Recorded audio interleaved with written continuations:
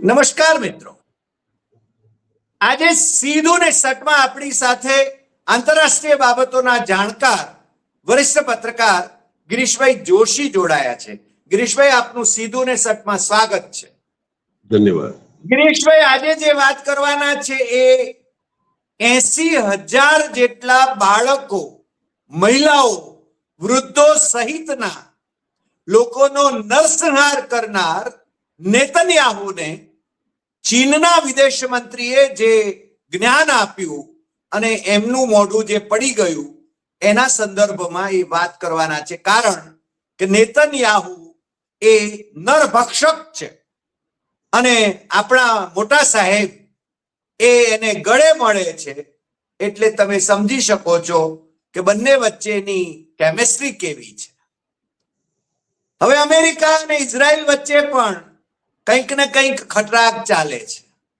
Gaza પટ્ટી Donald Trump અમેરિકાના રાષ્ટ્રપતિના જમાઈ રાજને સોંપી દેવાને માટે ખેલ થઈ રહ્યા છે અને ઇન્ટરનેશનલ કોર્ટની અંદર એ છટકબારીઓ જે રાખી છે, સહી ન કરીને ઇઝરાયલે, અમેરિકાએ, ભારતે, ચીને, એને કારણે નેતન્યાહુ એ આ જે સહી ન કરનારા દેશો છે એ દેશોમાં જઈ શકે, સહી ન કરનારા દેશોમાં જઈ શકે, પરંતુ સહી કરનારા દેશોમાં જો એ જાય તો એની ધરપકડ થાય. હવે આને વિશે વિગતે ગિરીશભાઈ આપણી સાથે વિશ્લેષણ કરશે. ગિરીશભાઈ, આપનું ફરી એકવાર સીધું ને સટમાં સ્વાગત, અને આપ જરા વિગતે આપણા દર્શકોને સમજાવો કે આ મામલો શું છે આખો. ગિરીશભાઈ. ડોક્ટર સાહેબ, 17 જુલાઈ 1998 બધા કન્ટ્રીઝે મળી અને રોમની અંદર એક રોમ સ્ટેચ્યુટ નામનું એવું અન્ડરસ્ટેન્ડિંગ કર્યું કે ઇન્ટરનેશનલ ક્રિમિનલ કોર્ટ હોવી જોઈએ, જ્યાં પણ માનવ અધિકારના હનન થાય છે કે જે કોઈ દેશ માનતું નથી તો એના નેતા ઉપર એક ઇન્ટરનેશનલ વોરંટ નીકળે અને એમાં 125 કન્ટ્રીઓ જે મેમ્બર છે એમાં ક્યાંય પણ ટ્રાવેલ કરે તો એને એરેસ્ટ કરી લેવો પડે. હવે એની ઇફેક્ટ આવવાની હતી 1 જુલાઈ 2002 થી. 2002 એમાંથી પહેલો મેમ્બર જેને સાઇન કરવાની ના પાડી ધેટ વોઝ યુએસએ. ઇઝરાયલ પણ પછી નીકળી જાય છે. 2016 રશિયા પણ નીકળી ગયું અને સુદાન પણ નીકળી ગયું. હવે આ ચારે જુઓ કે એ કેટેગરીમાં આવે છે. ઇન્ડિયા અને ચાઇનાએ પહેલેથી જ સાઇન નથી કરી એમાં, એટલે we are not members to that. હવે આની અંદર કેવી સિસ્ટમ હતી કે એ લોકોએ ત્યાં 18 જજોની એક કોર્ટ હતી, એમાં 3 જજ હોય, એને જ્યુડિશિયલ ડિવિઝન કહે છે. એક પ્રી ટ્રાયલના 3 જજ હોય, 3 જજ એ તમારે એમાં ટ્રાયલમાં હોય અને 3 હોય એ એપિલેટ્સમાં હોય, પણ રોટેશનની અંદર ટોટલ 18 થાય. હવે એમાં પ્રેસિડેન્ટ અત્યારે જાપાનના જે છે એ છે, વાઇસ પ્રેસિડેન્ટ ઇટાલીના છે અને સેકન્ડ વાઇસ પ્રેસિડેન્ટ બેનિનના છે. હવે બધું લપણું કર્યા પછી અત્યાર સુધીમાં 2002 થી તમે જુઓ તો પહેલો એક વોરંટ ઇસ્યુ કર્યો હતો આઈસીસીએ સુદાનમાં 2009. ઓમાર અલ બશર જે એનો એક્સ પ્રેસિડેન્ટ હતો, એણે સુદાનમાં સોનાનો કબજો અપાવવા માટે ગલ્ફ કન્ટ્રીઝમાં દુબઈને એણે ઘણા બધા માણસોને મારી નાખ્યા હતા. એટલે બધું ધ્યાનમાં આવતો, જો કે આજ સુધી સુદાનમાં શાંતિ નથી કરાવી શક્યું કે નથી કોઈ એમાં રસ્તો થયો. પછી 2011 મોમર ગદ્દાફી ઉપર તમે એને ખોટા એલિગેશન લગાડી કે આ એટ્રોસિટી કરે છે, બોલો ડિક્ટેટર છે એમ કરીને છેલ્લે એને મારી નાખ્યો હતો. એની સામે પણ વોરંટ ઇસ્યુ થયો હતો. પછી ગુજરી ગયા એટલે એ વોરંટ હેઝ બીન નલિફાઈડ. એમ 2023 એ લોકોએ પુતિન ઉપર યુક્રેનના છોકરાઓને કાઢી મૂકવા, રશિયામાંથી કાઢી મૂકવાના બહાને 2023 પુતિન ઉપર પણ વોરંટ ઇસ્યુ થયો. 2024 બેન્જામિન નેતન્યાહુ ઉપર ગાઝામાં કરેલા ક્રાઇમ જે આપણે ઉલ્લેખ કર્યો, એ છોકરાઓ અને નિર્દોષ માણસોને જે એડ જાય, એડ ન રોકી શકે કારણ કે વર્લ્ડ એડ હતી, તો એડ લેવા જાય ત્યાં એના પર બોમ્બાર્ડિંગ કરવા અને ટેન્કોથી ઉડાડવા, એ જે ક્રાઇમ હતું ને એમાં ઘણો બધો હોવાપો થયો. એટલે અલ્ટિમેટલી આઈસીસીએ મજબૂરીમાં એના સામે 2024 વોરંટ કાઢ્યો. એટલે તમે જુઓ તો આ લોકો ટ્રાવેલ ત્યાં જ કરી શકે જે કન્ટ્રીઓ એમાં રોમન સ્ટેચ્યુટમાં સિગ્નેટરી નથી.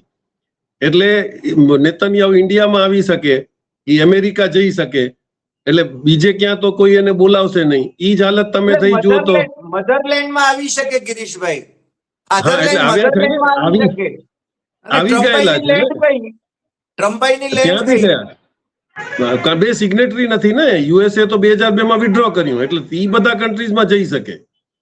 એટલે આ પરિસ્થિતિની અંદર તમે જુઓ તો એ લોકોએ જે બધા ક્લેમ ઠોક્યા હતા એના કારણે આ પરિસ્થિતિ આવીને ઊભી રહી ગઈ છે. હવે એની અંદર તમે જુઓ તો કેટલા કન્ટ્રીઝ સિગ્નેટરી છે પણ એ લોકોનો અવાજ નથી. એ આપણા રામ મંદિરના ટ્રસ્ટ જેવા છે, એમાં ચાલે એકનું જ છે. એટલે એની અંદર તમે જુઓ તો જાપાન, ઇટલી ને બેન્જિન તો જ્યુડિશિયલ બોર્ડ ઉપર છે. પેરુ છે, યુગાન્ડા છે, ટ્રિનિડાડ છે, ટ્યુનિશિયા છે, ફ્રાન્સ છે, યુકે છે, સોલ્વેનિયા છે, પછી રિયો ડી જેનેરો છે, રોમાનિયા છે, કોરિયા છે, કેનેડા છે, સાઉથ કોરિયા, સિયેરા લિયોન છે, મેક્સિકો છે અને કોસ્ટારિકા છે. હવે આ બધા કન્ટ્રીઝનું કોઈ એવો રેકોર્ડ જ નથી કે ત્યાં કોઈ જાતના ડિસ્પ્યુટ હોય, કે જે લોકો ડિસ્પ્યુટેડમાં છે એ લોકો તો એના મેમ્બર જ નથી અને એ રોમન સ્ટેચ્યુટને માનતા નથી. એટલે આ ઊભું કરવાનું ફક્ત યુએસએ ઊભું કરાવડાવ્યું અને પહેલે જ વર્ષે પોતે નીકળી ગયો, એટલે એ પોતાની રીતે પોતાના માણસો ત્યાં રખાવી શકે અને એ દાદાગીરી કરી શકે. એટલે કોને કરવા છે અને કોને નથી કરવા. હવે એ જ રીતે એરેન્જમેન્ટ તમે જુઓ તો ગલ્ફને પણ ઘેરવાની જયારે તૈયારી થઈ છે તો આખો સમીકરણ અત્યારે બદલાઈ ગયું. સાઉદી અરેબિયા અત્યારે ઈરાનના ખુમાની સાહેબના દફન વિધિમાં જાય છે, આખી એની ટીમ જાય છે.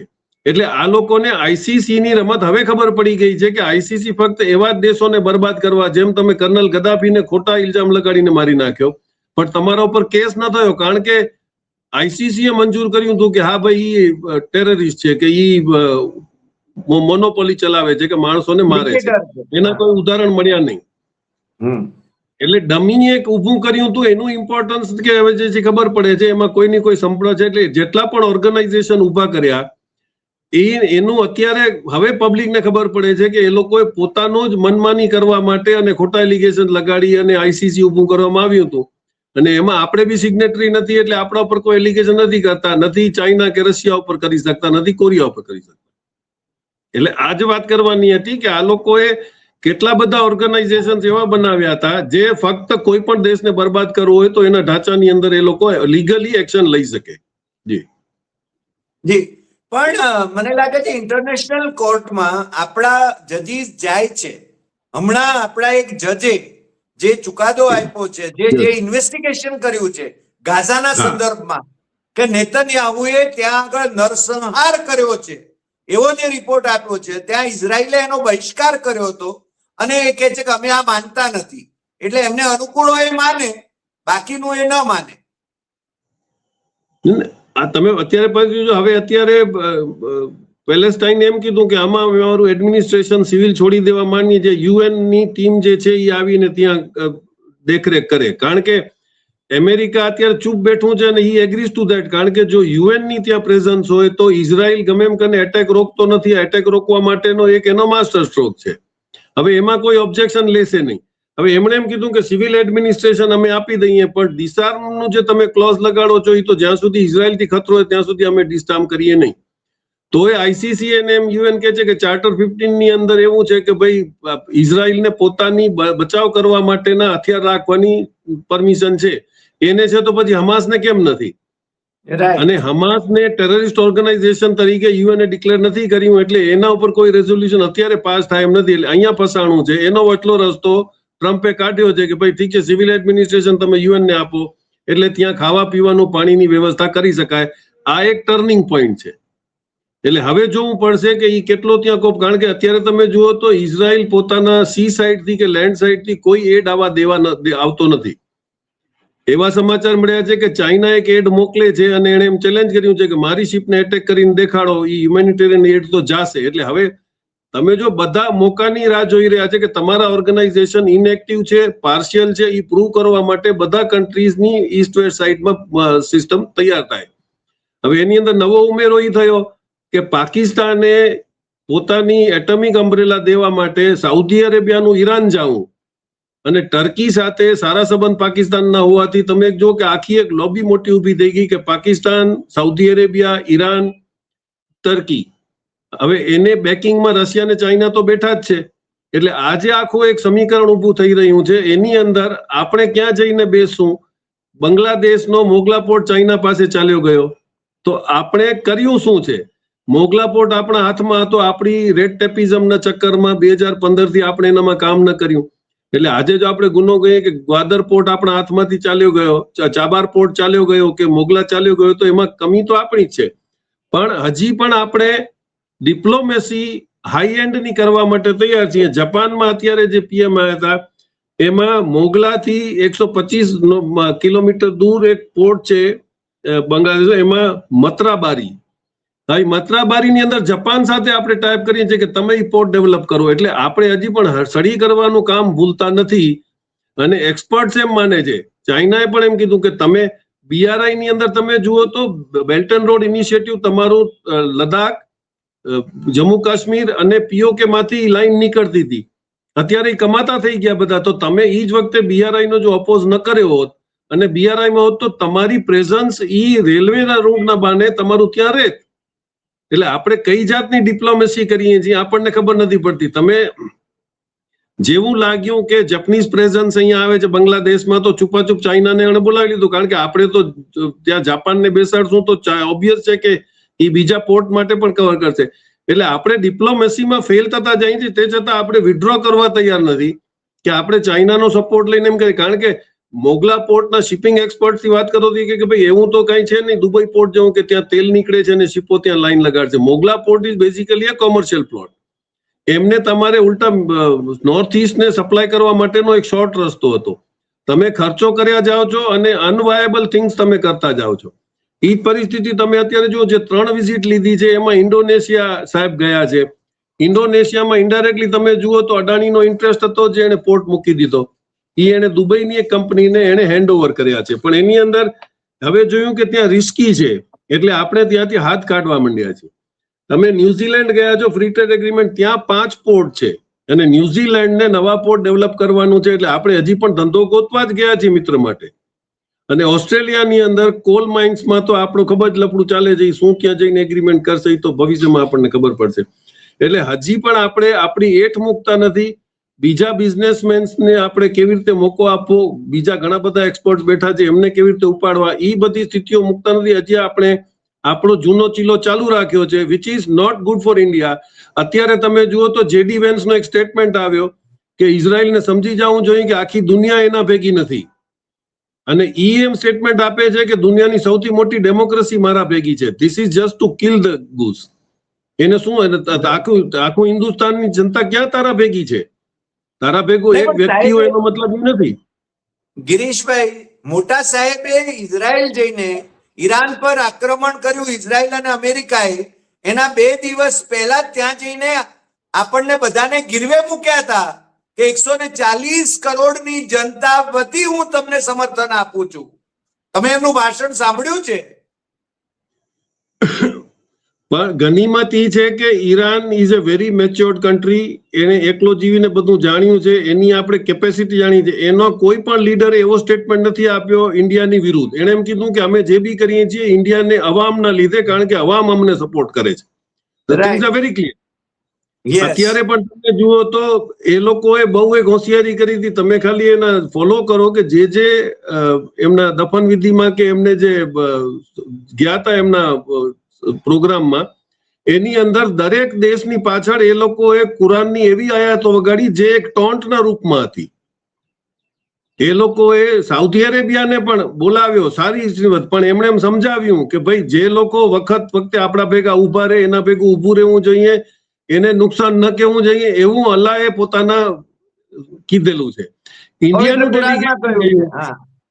ઇન્ડિયાનું ડેલિગેશન ગયું ત્યારે એ લોકો આયા તેવી વગાડી કે ભાઈ જે મેજોરિટી પબ્લિક ચાહતી હોય એ પ્રમાણે આપણે એ લોકોની ભલાઈનું કામ કરવું પડે. This was the exact thing, the message is being sent to the world. એટલે હવે તમે જુઓ તો અત્યારે મધરલેન્ડ ને ફાધરલેન્ડ જ અટક્યા. JD વેન્સે માનવા તૈયાર છે કે ભાઈ તું સાણો થઈ જા, કારણ કે હવે તારા ભેગું કોઈ નથી ઉભું. અને આજે ડેવલપમેન્ટ થઈ રહ્યા છે, ICC ના બધા પરખા ખુલ્લા પડ્યા છે. એટલે હવે દુનિયા પણ એની વિરુદ્ધ થઈ ગઈ છે કે ભાઈ આને ફેવર કરવા માટે તમે ઓર્ગેનાઇઝેશન ઉભા કરો છો, એટલે કદાચ એ વિખેરાઈ જાય ભવિષ્યમાં, તો એમાં નવાઈની વાત નથી. જી ચીનના વિદેશ મંત્રીએ એવું સ્ટેટમેન્ટ કર્યું છે કે નેતન્યાહુ અને એના પરિવારની ધરપકડ કરવી જોઈએ. યસ, એના ઉપરથી જ આ વાત નીકળી છે કે આખો આઈસીસી નો આખો કોકડો એમણે સ્ટેટમેન્ટ કર્યા પછી ઘણા બધા યુટ્યુબર્સે આખો એનો ઇતિહાસ જ કાઢેલો છે કે ભાઈ આઈસીસી નો તમે દુરુપયોગ કેમ કર્યો છે. આજે તમે પુતિન ઉપર ખાલી ડિપોર્ટેશન માટે તમે વોરંટ કાઢો છો, તો 70-80 હજાર નિર્દોષ બાળકોને મારી નાખ્યા ને એ બોમ્બથી માર્યા છે. દૂધ પીતા બચ્ચાને એ લોકોએ ગોલી મારી છે, એટલે એનાથી વધારે ક્રૂર શું હોઈ શકે? તો એના ઉપર વોરંટ ઇસ્યુ થયો છે, તો એને જરૂર નથી કે બહાર જાય, તમે ત્યાંથી જ અરેસ્ટ કરો એને.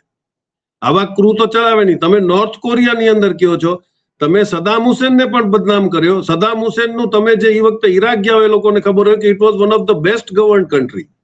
Free education, free transport, free hospital. એ જ હાલત લિબિયાની હતી. લિબિયાની અંદર બધા પૈસા ઈ જ વપરાય. ખાલી એને આફ્રિકાની કોમન કરન્સીની વાત કરી એટલે એને મારી નાખવામાં આવ્યો.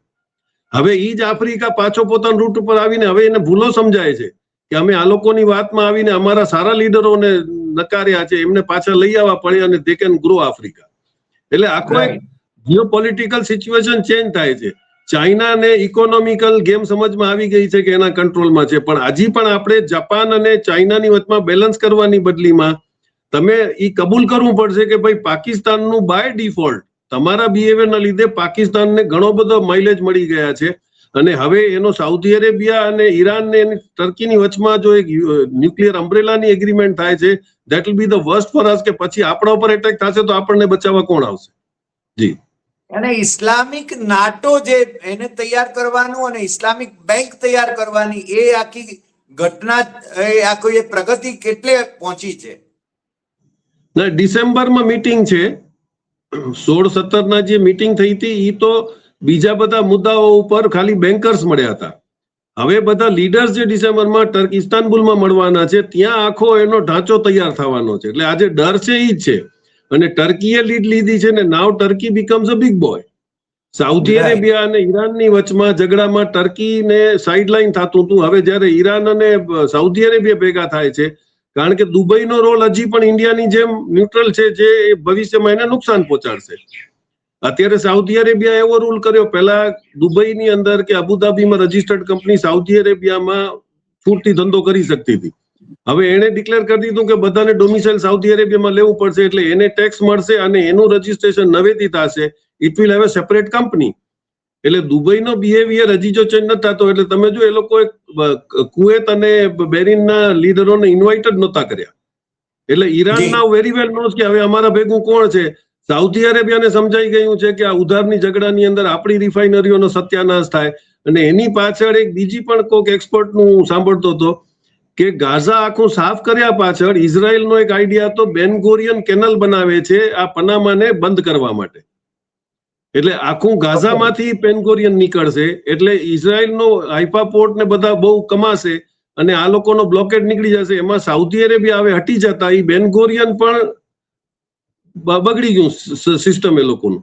એટલે અમેરિકાને સમજાય છે કે જે તમે ગાઝામાં રિવેરા બનાવવાનું હતું, એના ખુશનર એના જમાઈને બધું ત્યાં મોટું મોટું પ્લાનિંગ કરવાનું હતું, જેના પૈસા લઈ આવ્યો હતો. એટલે હવે ઇન્ટેન્શન્સ ખબર પડ્યા પછી સાઉદી અરેબિયા પણ કીધું કે તારો ખર્ચો કરવા માટે તું આખો લડાઈના બાને આખું ગાઝા સાફ કર, એને ફ્લેટ કરી અને તું તારા જમાઈને ગિફ્ટ કર. એટલે હવે બધી પોલો ખુલી ગઈ છે. નવેમ્બરમાં ટ્રમ્પ પણ કેટલે સુધી ખેંચી શકશે એ ખબર નથી. તમારી ઇન્ટરનેશનલ ક્રિમિનલ કોર્ટ બોગસ છે એ તમને ખબર પડી ગઈ. યુએન અને વર્લ્ડ બેંકના પૈસા લોકલ કરન્સીમાં ટ્રાન્ઝેક્શન થયા પછી એનું ઓલરેડી દબદબો ઘટી ગયો છે. આફ્રિકાના ઘણા બધા કન્ટ્રીઓએ IMF પૈસા પાછા ચૂકવી દીધા. એટલે તમે જો આખો મોટા પાયે ફેરફાર આવી રહ્યું છે. We will have to wet and watch કે એકાદ વર્ષની અંદર આખો જીઓપોલિટિકલ સિચ્યુએશન ચેન્જ થવા જઈ રહ્યું છે. જી. તો છેલ્લે આપણે વિશ્વગુરુ ક્યાં હોઈશું? આપણે ઈ તો વાત કરીએ કે આપણે જો તમે વિચાર કરો કે Pakistan, Iran, Russia, China unofficially અને એ બધા કન્ટ્રીઝ જો ભેગા થઈ અને પાકિસ્તાન પાસે ન્યુક્લિયર બોમ્બ છે, આ જે લાભ હતો એ આપણી પાસે હતો. BRI ની અંદર આપણે જોડાઈ ગયા હોત તો આજે POK ની અંદર આપણી પ્રેઝન્સમાં આપણે ઘણો બધો ફેરફાર કરી શક્યા હોત. આપણે BRI ને નકાર્યું કારણ કે આપણે તો મુન્દ્રાથી હાઇફા પોર્ટનો એક નવો રૂટ કરવાનો હતો, જે આપણે BRI નો વિરોધ કર્યો. પછી હવે તમે જ્યાં મોગલા પોર્ટ ચાઇના એન્ટર થયું અત્યાર સુધી તમને વાંધો નહોતો, તમે જાપાન સાથે એગ્રીમેન્ટ કરો છો કે ત્યાંનો નજીકનો પોર્ટ છે એ જાપાન અને અમે ડેવલપ કરશું. એટલે તમારી જે અવડાઈની સિસ્ટમ છે એ ડિપ્લોમસીમાં નથી ચાલતી. જેમ ચાઇનાએ ચૂપચાપ પોર્ટના ખાલી ડેવલપમેન્ટના બહાને એ શ્રીલંકામાં ઘૂસી શકે છે, એ બીજા પોર્ટોમાં ઘૂસી શકે છે અને ડેવલપમેન્ટના નામે એ આખો આફ્રિકા ખાઈ ગયો. પણ ત્યાં સુધી તમે કાંઈ ન કર્યું, જ્યારે કે સૌથી વધારે બેસ્ટ ઓપોર્ચ્યુનિટી ઇન્ડિયાને હતી આફ્રિકામાં એન્ટર થવાની, પણ આપણે કર્યું જ નહીં. આપણી રેડ ટેપિઝમમાં જ આપણે ડૂબી ગયા છે અને હવે આપણી પાસે વિઝન નથી. જી સાચી વાત છે. ગિરીશભાઈ, આજે આપ અમારી સાથે જોડાયા અને આ બધી એટલે જીઓપોલિટિક્સની આખી જે બદલતી તાસીર જે છે એની આપે વાત કરીને આપણે ક્યાં ઊભા છીએ એની પણ આપે બહુ સરસ રીતે એનું વિશ્લેષણ કર્યું. એ બદલ આપનો ખૂબ ખૂબ આભાર. ફરી મળીશું નવા એપિસોડમાં નવા વિષય સાથે. નમસ્કાર.